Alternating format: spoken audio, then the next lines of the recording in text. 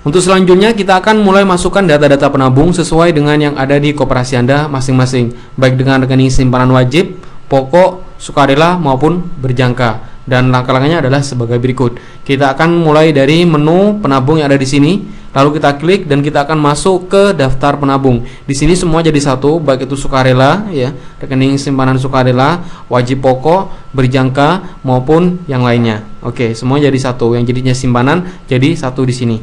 Saya sengaja memakai database yang sudah ada isinya karena nanti kita akan mensimulasikan beberapa menu atau fitur yang ada di sini yang itu butuh lebih dari satu nama penabung. Oke, untuk memasukkan data penabung baru, kita akan mulai dari menu isi baru yang ada di sini, ya. Lalu kita akan masuk ke form pengisian data penabung.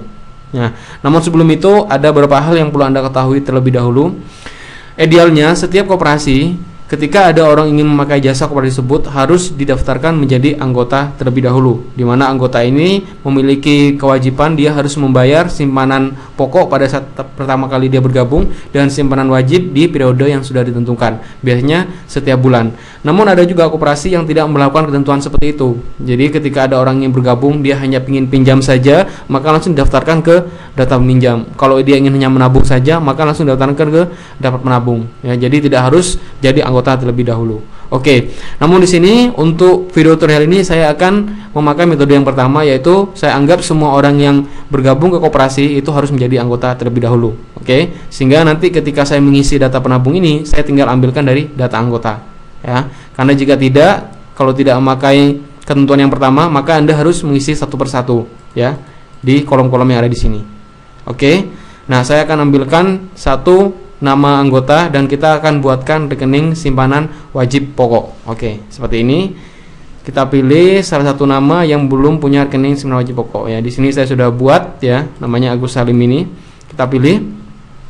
Lalu kita tinggal menyesuaikan untuk nomor simpanan dan data simpanannya. Karena untuk data keanggotaan ini otomatis sudah terisi karena diambilkan dari data anggota. Oke. Nah, untuk sukarela ya, sukarela atau wajib pokok nanti kita lihat nomor rekeningnya urutannya berapa. Nah, ini karena simpanan wajib pokok, saya akan lihat dulu di sini di daftar penabung ini berapa atau urutan keberapa untuk simpanan wajib pokoknya. Oke, saya pilih untuk wajib pokoknya. Ini untuk memfilter ya. Nah, di sini 16. Jadi SWP 0016. Oke, saya akan tulis di sini SWP 0016. SWP 0017 karena di sebelumnya sudah nyampe urutan ke 16. Jadi kita harus melanjutkan. Tidak boleh ada nomor double atau loncat ya.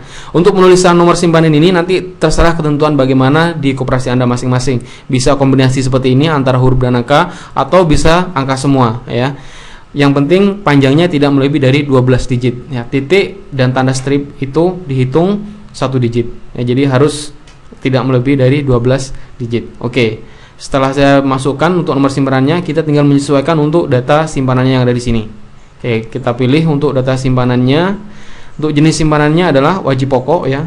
Di sini ada beberapa pilihan, ada berjangka, sukarela dan pasif. Pasif ini biasanya tidak ada bunganya ya, dan ini biasanya dipakai untuk menampung bunga simpanan berjangka. Oke, saya pilih yang wajib pokok.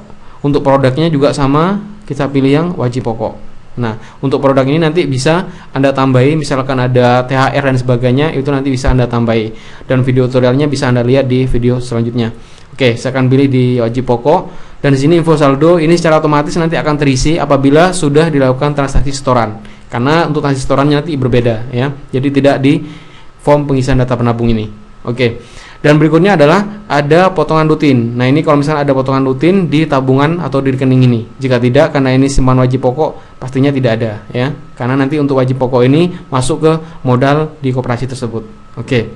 Nah, di sini ada untuk postingan setoran kolektif ya. Postal ini biasanya dipakai untuk Kopkar atau koperasi karyawan. Karena nanti untuk tagihannya langsung pada bagian bendaharanya atau dipotongkan di gaji, sehingga nanti langsung diposting sekaligus, itu tidak satu persatu. Mungkin kalau karyawannya masih 10 masih bisa dimasukkan satu persatu setorannya, tapi kalau sudah ratusan bahkan ribuan itu memakan waktu yang lama ya. Nanti bisa diikutkan posting setoran kolektif. Nanti ketentuannya berapa untuk postingannya bisa ditulis di sini.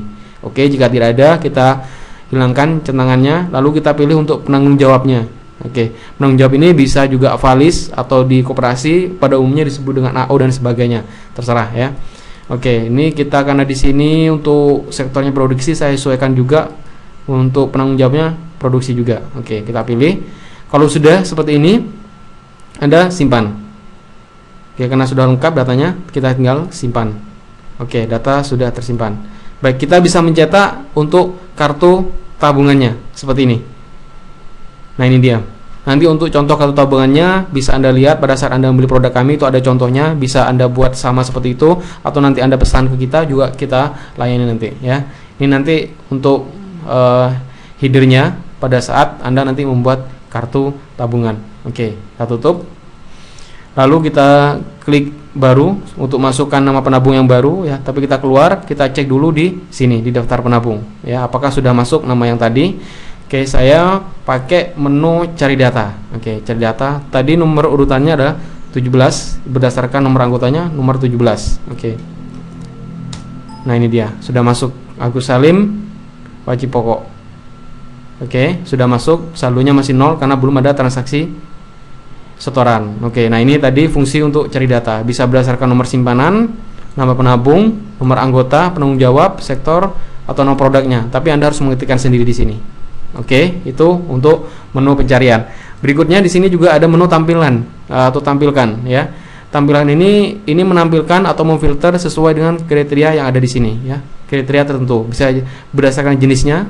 Misalkan saya pilih yang wajib pokok seperti ini. Nah, maka di sini yang Agus Salim masuk. Nah, kalau saya pilih yang sukarela, tentu dia nggak ada ya, karena ini semua SKR. Atau per sektornya. Kita pilih yang produksi. Nah, di sini Agus Salim masuk karena dia tadi sektornya sektor produksi. Oke. Atau juga per produk yang wajib pokok seperti ini ya. Nah, ini masuk yang baru kita masukkan, atau juga sukarela. Nah, ini sukarela.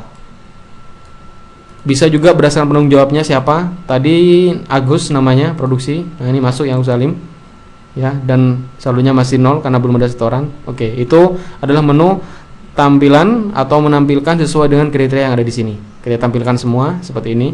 Lalu di sini juga ada menu cetak ya, di sini. Oke, menu cetak ini adalah mencetak tampilan yang ada di sini. Jadi misalkan kita tampilkan semua seperti ini, maka yang akan dicetak adalah semua ini.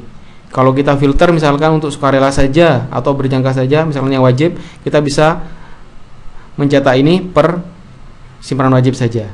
Oke, misalkan seperti ini saya cetak. Nah, ini tercetak semua. Anda bisa mencetaknya, mungkin Anda membutuhkan data yang ada saldonya seperti ini. Oke, atau berdasarkan jenis rekeningnya. Misalkan saya pilih yang berjangka wajib pokok saja, saya cetak. Nah, ini untuk yang wajib pokok saja. Agus Salim masih 0. Oke, seperti itu. Itu adalah untuk cetak. Ada tombol hapus juga, namun tombol hapus ini Anda bisa menghapus nama-namanya sini ketika saldonya sudah 0. Jika tidak 0, maka tombol hapus ini tidak bisa menghapus nama yang ada di sini. Oke. Lalu di sini juga ada menu edit ya. Di sini ada menu edit. Edit ini adalah untuk mengedit informasi yang ada di masing-masing rekening ini. Misalkan saya edit yang belum ada isinya ini, saya edit seperti ini. Oke, misalkan saya rubah untuk identitasnya, misalkan berubah, saya rubah di sini. Kayaknya seperti ini. Nah, lalu kita update. Jadi jangan lupa setiap Anda mengedit form yang ada di sini, Anda harus tekan tombol update ya. Edit. Nah, ini ya, berubah. Oke, seperti itu. Nah, di sini juga ada informasi lain yang berupa status. Nah, status aktif dan tidak aktif. Aktif dan tidak aktif ini adalah tidak memperlihatkan atau mendisplay ya data penabung yang ada di sini. Jadi kita nonaktifkan, maka dia akan hilang dari tampilan sini, dari daftar penabung. Ya, dia akan hilang. Kita pilih yang wajib pokok. Oke. Agus hilang. Yang nomor 17 hilang karena kita nonaktifkan. Di mana cara mengaktifkan kembali? Kita pilih yang di sini. Ada penabung tidak aktif. Nah, ini dia. Oke, kita bisa aktifkan lagi.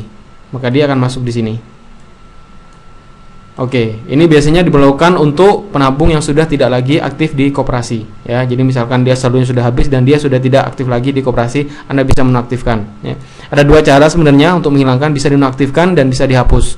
Kalau dihapus, maka Anda akan kehilangan data nama tersebut selamanya. Tapi kalau Anda menonaktifkan, Anda setelah waktu-waktu kalau misalkan dia bergabung lagi, Anda bisa mengaktifkan kembali dan tidak perlu mengisi ulang. Mungkin ada beberapa ketentuan yang perlu diedit ya. Jadi tidak harus semua dimasukkan kembali. Oke, itu adalah menu-menu dan fitur-fitur yang ada di sini ya. Selanjutnya nanti kita akan memasukkan data simpanan yang lain, yaitu berupa simpanan sukarela maupun simpanan yang berjangka. Silakan Anda bisa lihat di video berikutnya. Terima kasih.